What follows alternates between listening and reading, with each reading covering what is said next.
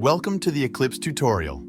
In this video, we will explore the Eclipse ecosystem by bridging to the Eclipse network, minting a domain name, and playing the TurboTap minigame. To get started, you need to download and set up a backpack wallet. You can download it from the Chrome Web Store. After successful installation, you should create a new wallet or import an old Solana wallet. This video will show you how to create a new one. Just follow the instructions on screen, choose Eclipse Network, and don't forget to save your recovery phrase. After you create a wallet, you will need to have some funds in the Eclipse network in order to interact with different applications.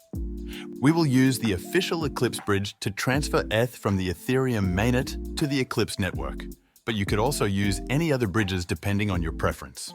Simply connect your EVM and backpack wallets, choose the amount of Ethereum that you want to transfer, and submit the transaction from your wallet. Be sure to pay attention to gas fees to avoid overpaying. Notice that grass points will automatically be generated by the assets you bridge to the Eclipse network. Here's a list of all the eligible tokens: Ethereum assets, Solana assets, TI assets, Stablecoins. Now that you have some Ethereum on the Eclipse network, you can start interacting with various dApps.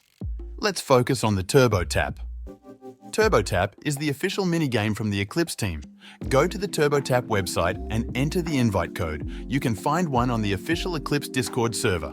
Connect your backpack wallet, connect your X and Discord accounts, and complete registration.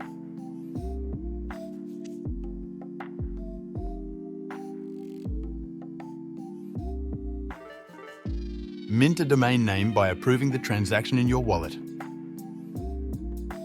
Now log in into TurboTap.